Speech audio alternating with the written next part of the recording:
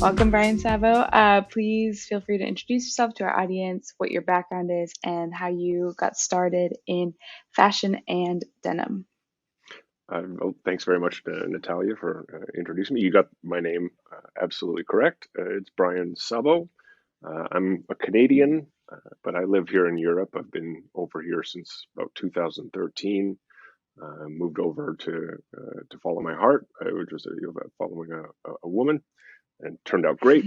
I'm married to her now, and I'm living in Norway. Just moved here about 6, 7 months ago.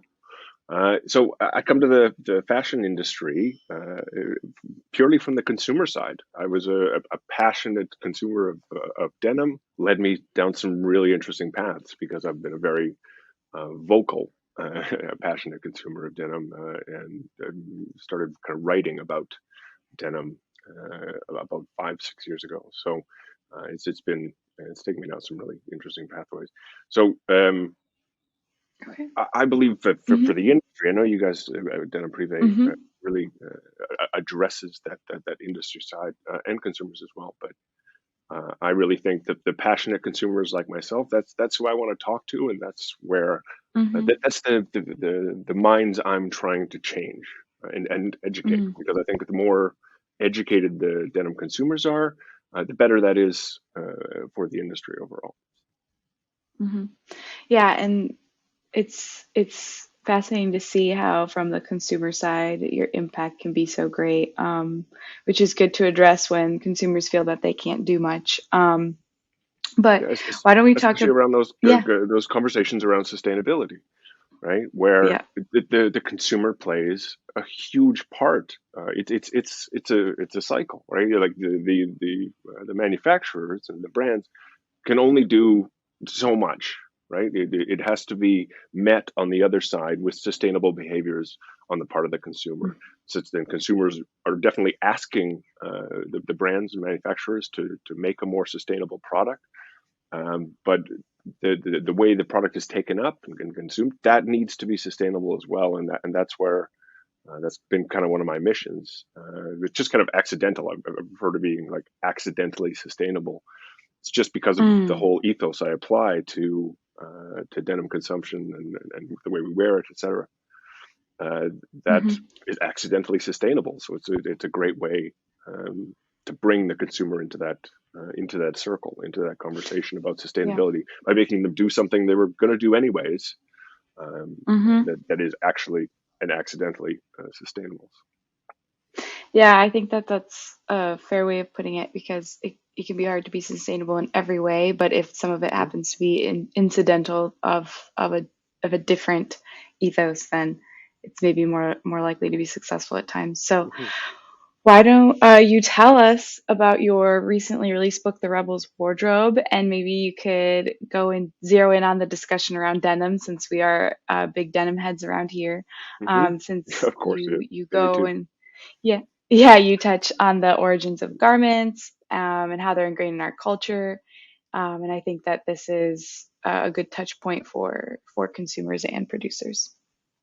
I so the book I originally when I started writing Hmm. the book and started outlining the book, it was really a book about selvage denim, especially selvage denim, and the kind of the style around it, in the garments that are kind of the essential components in kind of this modern style that incorporates selvage denim. And as we started outlining it, we started broadening that view to look at things that maybe aren't always included in the scene that I'm a part of. And it became a much more interesting project at that point. We've got some really incredible pieces that we got to look kind of deep into the history of that. And included in that are some kind of like those denim touchstones that we really love, that I love writing about and love discussing. The Hmm. five pocket jean being kind of first among those. And I had a because of the book was that I outlined was really focused on denim. I had a lot that I wanted to say about the Hmm. five pocket jean and about the denim jacket, the denim western, overalls, this kind of thing. And I then had to compress that. It was one of the hardest chapters, frankly, for me to write in the book. Not because I didn't know what to say, but because I had so much that I wanted to say in the book, and the history is so interesting. There's so much rich history, especially in the 19th century, about the development of denim as a kind of a workwear fabric. But then when you get into the kind of the middle of the 20th century or the first half of the 20th century, and it starts to make headway into these kind of communities of mostly young people wearing denim, not as a Mm, workwear fabric, but as a fashionable one, and that really hmm, opens the door for for the second half of the 20th century, when denim becomes the fabric we recognize today as like utterly ubiquitous. It's just absolutely everywhere. But it's still, mhm, and this is what I talk about in the book. It still has that like just that touch of a rebel edge, especially certain hmm, denim products. hmm, It still has this ability to say something entirely unique about us, to especially when we fade it. This is obviously a good segue into the Indigo Invitational, because it has to be worn, I think, in a certain way to really open up its most expressive potential, and its mhm, strongest personal statement for the wearer. That comes from a certain kind of product worn in a certain kind of way, and uh, that's what led me to the Indigo Invitational, which mhm. came before the book. Yeah. Yeah, why do, oh yeah, I mean, why don't you tell us about that Indigo Invitational and how raw denim and the fading that you're talking about, how that can especially, how you were especially drawn to that, what that means, and how it can even be an entry point for sustainability. We'd love to hear about Yes, it. that last point is obviously a really important one. I discovered raw denim. I think it was around 2010, maybe 2000, Mm, 2009. And I went. There was only one shop in town that had it. Had any of us living in Calgary in Canada. So I went to the shop that had it, and I got myself a pair. And it was just a transformative experience. I loved wearing denim up to that point. I was wearing, like Seven for All Mankind and True Religion and hmm stuff hmm like this. Some great brands. Still respect those brands. Uh, but the experience with raw denim, it was something entirely different, and suddenly the jeans feel they're more yours. mm, You're not allowing the manufacturer, or asking the manufacturer to create these fades for you, which is a hard process usually, for the kind of the impact, the environmental impact, especially of the product. It kind of mm, doubles, triples, quadruples as soon as you start fading that for the consumer. So when I took that into my own hands, when I took hmm that raw denim, that full raw denim experience, then again, it was just accidentally sustainable. But I loved how much it was something I was doing my own. These were my jeans; they hadn't been made for me. I made them myself. I'm part of the process. It's a collaboration between the brand that makes the product and then the wearer who kind of brings it to that final state. So I was mm, part of this raw denim community on Facebook. It was just around 2018, hmm and uh, I was kind of disappointed to see how many people were showing off brand new pairs of denim. Just like it was just there was so much of this collecting impulse. This is what when I say I want to mm, educate consumers and helping them kind of slow down a little bit. Um, I was seeing so much of this out in the raw denim community.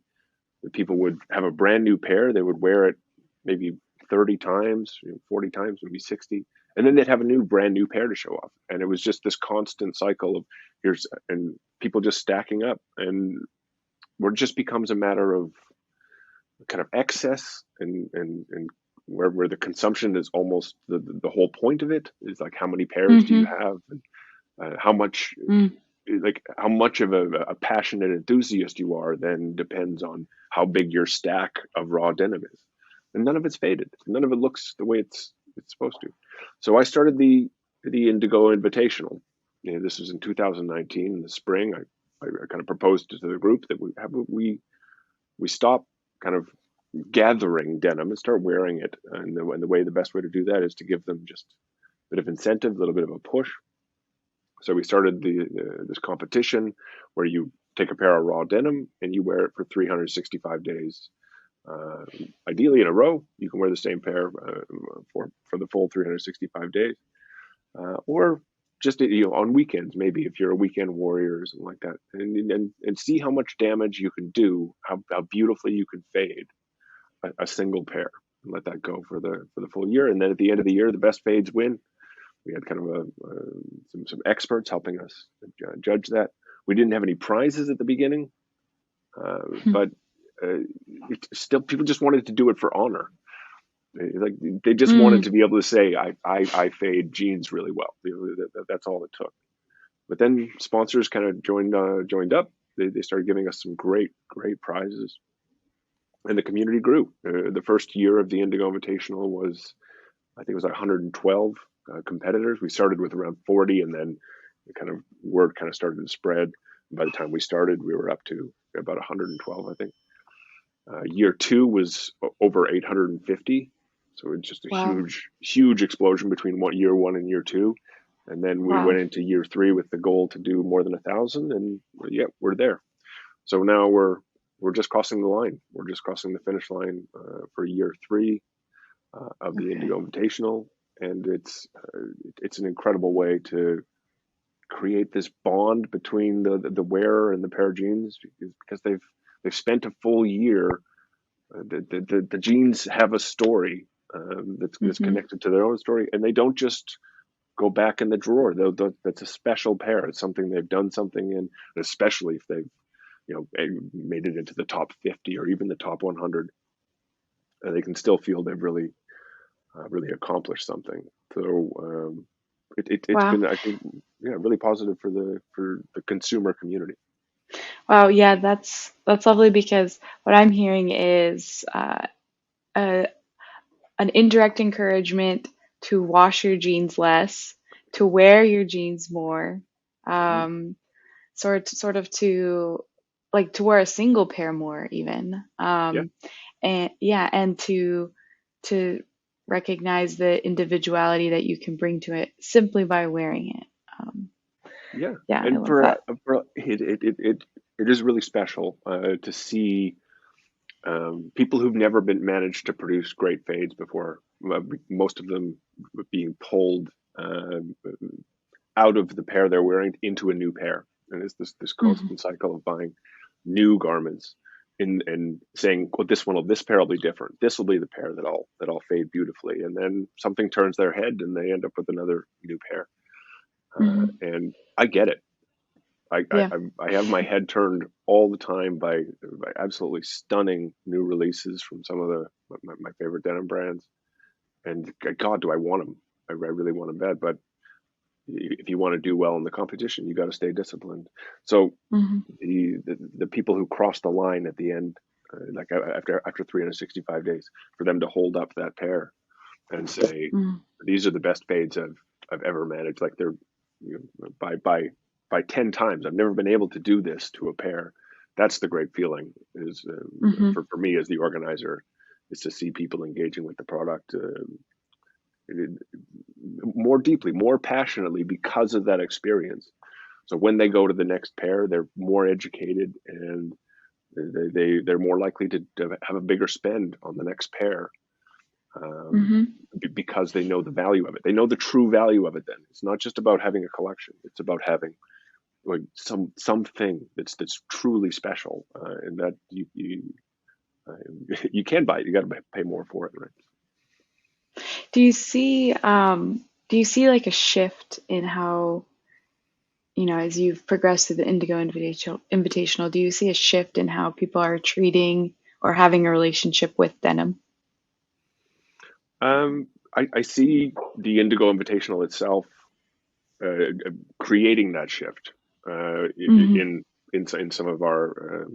uh, some of our members, some of the community members who come to denim, come into the raw denim scene and start collecting, and then through the experience of the competition, uh, they they kind of fall in love with this idea. It changes Hmm. their behavior.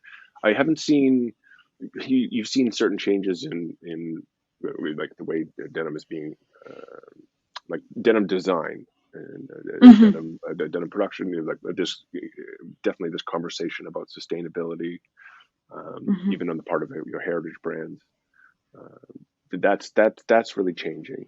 So the industry is definitely moving in new directions, but the consumers that I'm seeing are Hmm. they're still doing it for the same reasons. They're Hmm. still drawn to the competition for the same reasons, and they're less likely to have their heads turned because I'm trying to keep them focused Hmm. on a single thing. Hmm.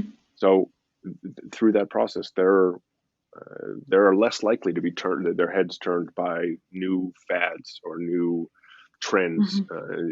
in denim because they're Hmm. focusing on something more timeless and something that's unique to them. That Hmm. it works best with a really simple product that has virtually been unchanged since the middle of the 20th century. You know, Hmm. the raw five pocket jean, it really hasn't changed much in the last 75 years. Wow. So yeah, yeah. Hmm. Yeah, and kind of thinking about that consumer, and I'm wanting to talk more about your book. Like, what are some? I guess if you could give us like a sneak peek or a highlight of your book that when you learned about it, you thought, wow, every consumer needs to know this, or about their clothing, or about the fashion industry or textile specifically. Yeah, what's kind of some of those tidbits of wisdom that you thought really should be known universally? Well, the Rebels wardrobe, Hmm. the idea that kind of generates this is like what are the pieces that would you would find in somebody that just a maybe a little or a lot of that rebellious spirit. What are the items that would be in their closet? When you open the doors of their closet, what would you expect uh, to find there? And Hmm. then what are the histories of those pieces? Uh, so in terms of like textiles and stuff like this, the research that went into the book had me looking into a great resource book called the Fairchild. Do you know Fairchild's Textile Dictionary? Ever Oh heard of it? yeah, yeah. I've heard it. Yeah, I've not looked at it. yeah, it's incredible, absolutely an amazing resource. So as if I was looking at a garment and that was really important, it's where I wanted to be really clear about what I was describing. Uh, these things, words that you see in product descriptions all the time, uh, Mm, they're not often defined for the consumer, mm, and uh, so in the process of writing the book, I went and found the definitions for this, and often it gave me mm, like a richer understanding of well, what that means and why the fabric performs in the way it does is because of how it's been woven or how it's been knitted. So mm.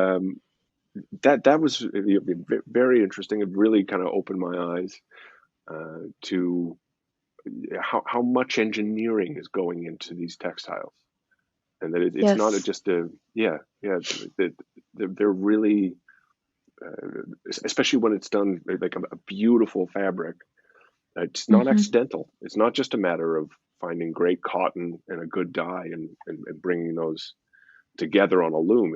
There's so much going into that process, especially indigo. It's such a Yep. complex dye to work with. I read some great books on the history of indigo and how kind of outsiders coming in and seeing how the kind of these vats of indigo were being created using like urine and stuff like this. Hmm. Um, that blew my mind. Absolutely blew my mind, and Yeah. it blew because it blew their mind. You know, the people who were Yeah. describing had never seen anything like this before. It seemed just so alien to them. But this is Hmm. how beautiful indigo was created then. So. Yeah, my mind is often blown too. Like sometimes, I look at the breakdown of fabric the textile weaves and how there's like so many options and sourcing each, each thread almost and the impact that we're trying to go for. So, Hmm. yeah, I definitely am seeing the kind of all the thoughtfulness behind each design. Hmm. Um, yes, yeah. So, what would you say? What do you see as the future of denim from your perspective of really enthusiastic consumer turned almost like a I want to call you like a quasi activist because you've just opened up a space Hmm. for this raw denim. So yeah, what do you see as the future of denim? So I wouldn't say I'm a forecaster in any way. So it's difficult to say Mm-hmm. what Yeah. direction that the industry will go. But I can tell you what Mm-hmm. I'm trying to do. I can tell you what Yes. I'm really hopeful for Yeah. in the future of denim, which is a slower consumer behavior that doesn't Mm-hmm. necessarily have to mean like a slowdown for the industry, because Mm. there's such a wide market for denim around the world. But at least in the circles that I'm in, I would like to see again a slower consumer behavior, a more attention to detail, like what we was talking about with the Mm. engineering of a fabric. So brands can then tell a really rich story about how an honest, please, honest story about how the garment is created, how the fabric is created, and how it's been generated. Not just for strength. It's not just tensile strength. That's not what I'm talking about. Mm-hmm. It's how the textile and then how the garment created out of that textile will change over hundreds of wears. Mm-hmm. And the brands that do this, the brands that do it exceptionally well, like many of them from Japan, some of them from the United States, some of them as well from Europe. Southeast Asia is also coming into this conversation. Now, I, I want to help them tell those stories more completely to make sure that the consumers really understand that. But I want the consumer to really prick up their ears and listen carefully to what those stories are and how um, that when the product has that kind of story, we need to justify that by weaving our own stories as wearers Mm. into that garment. Then is to take something that's Mm. been made with so much love and so much passion and so much attention to detail and history, and then we're not doing it any justice if we just throw it in the bottom of a drawer or show it once on the Instagram and then go out and buy another pair. We're not doing it any justice. We're not. It's a beautiful Mm-hmm. story, and we need to read that story, to hear that story, and then to make our own story part of that by wearing the garment for hundreds and hundreds of times in a row, and then only then the true beauty of denim comes to the surface. And you can't, um, in my opinion, you can't buy it. You have to Mm-hmm. make it. Like the Mm. most beautiful denim garments that I've ever seen or that I've ever owned have been made by the consumer through wearing a great product that's been made with that kind of long life in mind. Mm. So the future of denim for me and in my in the niche that I'm in is really going to be more of a focus on this about creating this deep love match between a great pair of denim that's been made passionately and ethically, sustainably. People are paid well all the way through the chain because they're artisans, because they really care about the craft of what they're doing. And then a consumer who's willing to pay a premium for that product, because that's important. You're not going to get this for $40. You're just not. Mm-hmm. You're not even going Mm-hmm. to get it for $100. You generally you have to pay Mm-hmm. quite a premium to get that. But the rewards for Mm. that, they will speak for themselves, especially if you bring them into the Indigo Invitational and do a full 365 days. Yeah. Yeah, Hmm.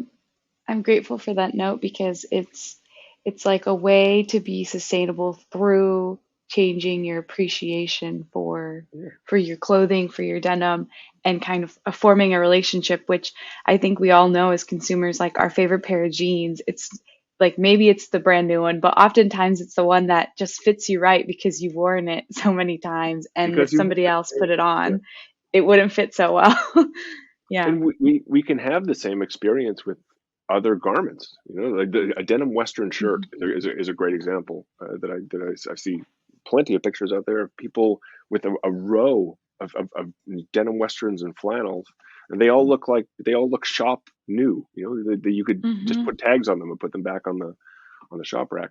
But that flannel was another great chapter that I really loved writing in the book, the history of the flannel shirt. There as an aside, but a flannel shirt, once it's been worn a couple hundred times, it's like nothing. It just hangs on a hook by the wall, like it is, or Mm.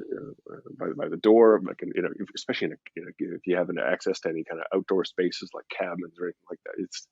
It's so warm and just perfect around the campfire and stuff like that. And it every time you wear it, you just kind of layer your story onto it. A great sweater, a great denim jacket that's been put through the ringer, over hundreds of wears. These are just experiencing that once can change your entire perspective of what clothes are supposed Hmm. to look and feel like. Right? Yeah. Yes, I am grateful for, yeah, this perspective. We haven't gotten it on here yet, so I thank you for that, and thank you for starting the Indigo Invitational. Also, And my pleasure. Yeah. yeah, and I'm glad you mentioned that textile dictionary and the Rebel's Wardrobe, just in case anybody wants to go out and learn more and read more about these kinds of topics. Yeah, So is there anything else? I would Hmm. 100% encourage your listeners. Sorry for cutting you off there. No, yeah, go for it. 100%, I would encourage your listeners to check out the Rebels Wardrobe. It's it was a work of like intense passion, and I'm really proud of the way that book, both how it came into being and what the finished product looks like. It was an incredible journey with Gestalt and the publisher, and with um, my kind of co-author, Thomas Steg Hmm. Boyer, from the Denim Hunters. He worked with me throughout the project there. So you can find Fabulous. that book on Gestalten, on the Gestalten Okay. website, and the Rebels Wardrobe. And yeah, you can find the Indigo Invitational on indigoinvitational.com. And I respond to every message I get. So reach out to me if you have any Wow. questions about the Invitational or about the book. Fabulous. Mhm. Yes, thank you for your time and those resources. And you definitely got my head spinning about the history of denim. I laugh because my husband grew up on a farm, and so denim is very, very practical for him. When I put on my overalls, he's Still like, is, "What are yeah. you gonna go milk? Are you gonna go milk the cows?"